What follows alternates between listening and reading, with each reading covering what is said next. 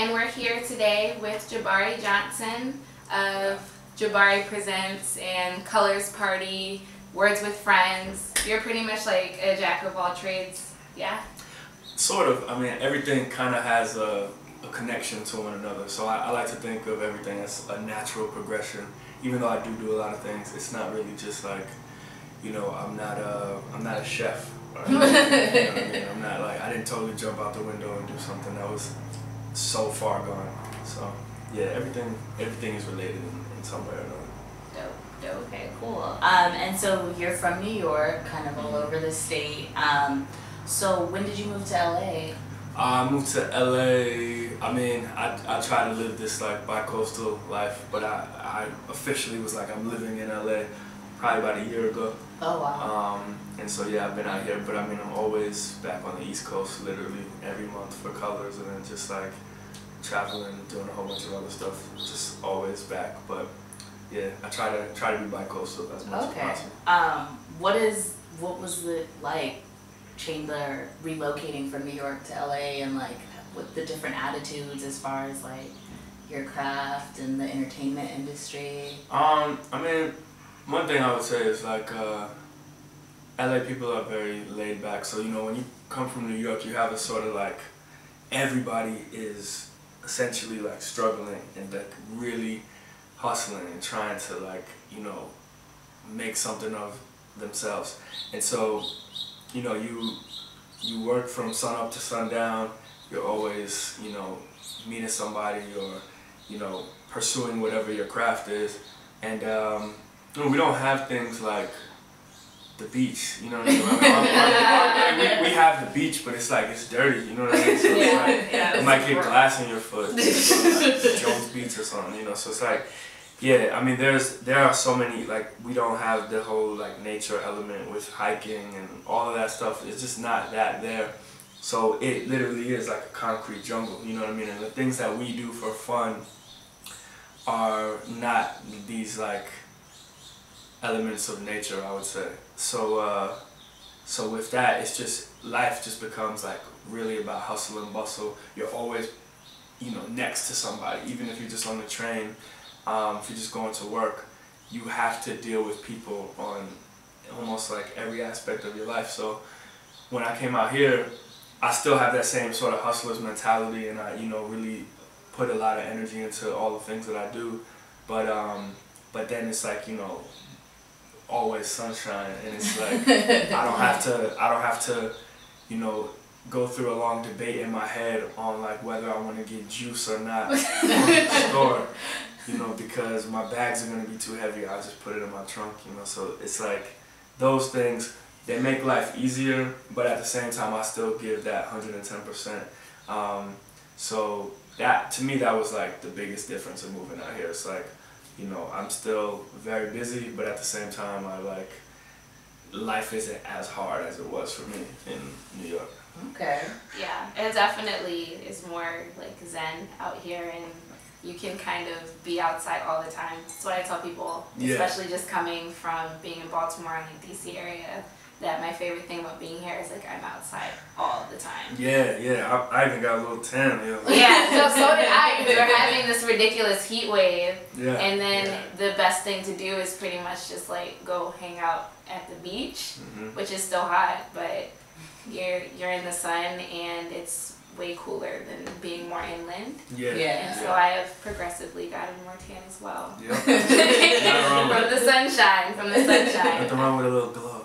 Right, exactly. So I know you talked about Colors just a little bit in terms of you just being back and forth from East Coast and West Coast and stuff like that. So do you notice just in doing that party kind of a difference of like how the energy is in LA, how the energy is in New York? Cause I've been to the one in LA, and it's definitely different from any party I've been to in LA. Like people actually dance, people actually like show out, and I'm just like, I feel like I'm back home. Yeah, there's definitely, I mean, for sure, there's like a difference. I mean, I've been doing parties for a long time in both cities, like, you know, more recently here, but I know with Colors in Los Angeles, it's I'm sort of like introducing something very new to Los Angeles, I say, especially in like, you know, the young urban community.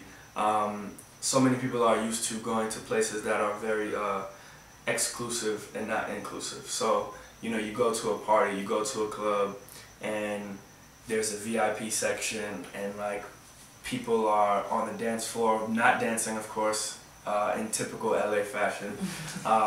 And everybody's just like, it's like a who's who, or who's over here, or who's there. And like, you know, I think that kind of sucks the life out of having a good time and meeting people. And, you know, there's so much tension, and, you know, people are intimidated by their status and class and who they know and all that stuff. And I just wanted to like strip all those walls down and away, and just create an environment where people are, everybody's everybody, there's no VIP. You might have like a millionaire celebrity partying just with like, you know, somebody who was on the come up and trying to get to where that person is, you know. So I think that LA is gravitating towards that because it's, like you said, there's not a lot of things out here that are like that, you know, for our community. And so, you know, with that, it takes a bit of time. I think New York, because I've been doing stuff out there and that's home, I've been doing stuff out there for years, it's like, it just, people are used to it, you know what I mean? Yeah. So people are like, they know that, you know, they know what to expect from one of my parties. So it pops off very early and it goes until 4 a.m. on like out here. It's like, you know, ends at 2. So in New York, it's crazy, but in Los Angeles, it is definitely crazy for like Los Angeles. But I'm waiting to get to Los Angeles I'm waiting for the time when Los Angeles gets to be like as turned, I guess, as New York. Because New York is just kind of like, it's just, people go crazy in New York. Well, yeah. Well, you guys have trains. I was like, yeah, that's like improve the our hardest. transportation system. We can get more turn. Right. Exactly. That's in indirect proportion with how our transportation system is improved. Yeah. Exactly. Yeah. So that's maybe I got to do like another special or something with Uber or something like that, and you know, just something to get people a little. But yeah, LA is you know, LA will get turned eventually, but there's a lot of constraints. There's a lot of constraints. There are. Yeah. So it's nice to get turned in a safe environment. Yeah. I will say that yeah. because you know your other option is to kind of go somewhere not safe. So. Yeah. And that could get dicey. Right. Exactly. Yeah. Exactly. So you have a YouTube series, Jabari Presents, a documentary series where you interview different kind of up-and-coming people in film and music. So who have been some of your favorite interviews with that, and are you currently working on it? Yeah. So I mean, right now, to date, I would say my favorite stuff is the stuff that I've done with Macklemore and Ryan Lewis. I've just had such a good relationship with those guys for years. So when it was time to do a documentary on them, they kind of were just like, yeah, sure, man, like we're gonna be at Lollapalooza, or we're gonna be shooting this music video, you can come through. I didn't know what music video it was. It ended up being Thrift Shop. Right. Oh wow. Yeah, and like that was I got kind of like the only documentary footage of the making of that music video, and you know, that ended up being like the biggest song of 2013. So that and all of my other sort of short films has, you know, established me as this filmmaker who can make these, you know, short form documentaries on people who are doing sort of incredible things and sort of living their dreams. And I wanted to take a step back and really work on my next project, which is going to be my first like off YouTube feature length documentary, which is we've been working on it for the past like 6 months, and probably start production later in this year, and it'll probably come out in 2015. So yeah, it's like the YouTube. I'll never stop doing stuff on YouTube. Like, I mean, I have like a few other shorts and ideas that I'm probably gonna do to finish this year off. But I feel like you can go and see like all of. I mean, YouTube is where I started. I started putting stuff on YouTube in 2007 or 8. Wow. So like, you know, I've done the YouTube thing like for a minute. Before it was cool to do the YouTube thing. Yeah, so now it's like I really want to be able to, you know, step into this event space, step into this merch space with some of the stuff I have going on, and then really come back on the film side with a real big bang. And so, you know, that's what this new project will be. in the future. So can you say who it is? Well, so it's not. It's more so. What I can say is it is about a broad topic in contemporary culture. It's not about one person. Okay. So there's a lot of people that will be in the film, but yeah, it is about a look at a pretty intense topic that we can all sort of relate to. Yeah. My curiosity is piqued. I know, right? So I want to know more. Is it gonna be something? We're gonna kind of like go fishing for answers. Maybe. That's it. No more. Yeah. Okay. So we'll be definitely on the lookout for that because, like Danielle said, our interest is kind of piqued. We're looking forward to what that might look like. Yeah, it's gonna be good. Good.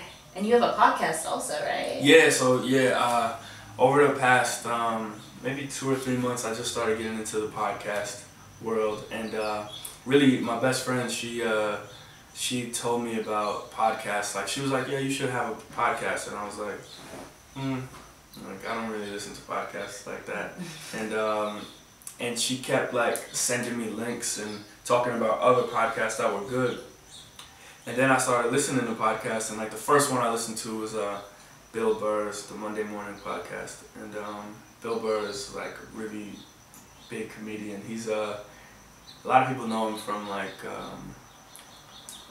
that show Breaking Bad. He's the red-haired guy that comes in. He's like the cleanup guy with the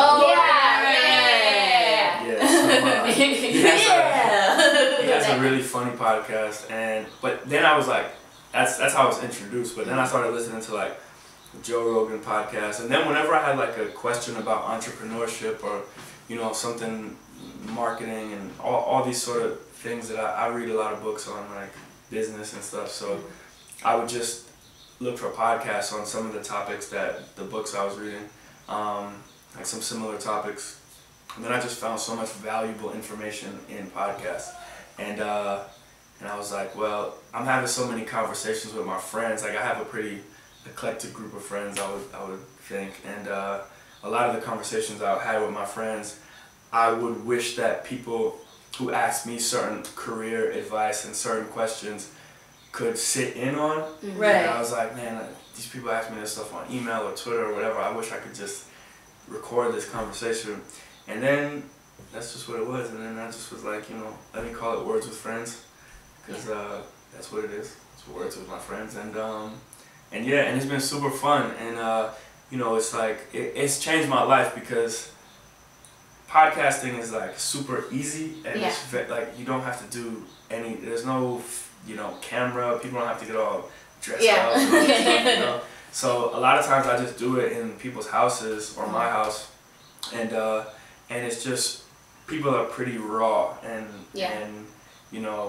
they speak from the heart, and I think that like me having to force myself to be with people that I respect and can learn a lot from, as well as can offer a lot of other people great insight every week, is like that's what's changed my life. Is just being constantly, it forces me to remind myself of what I need to be doing in my career, so yeah, it's been a great process. So Words with Friends, that's the name of the podcast.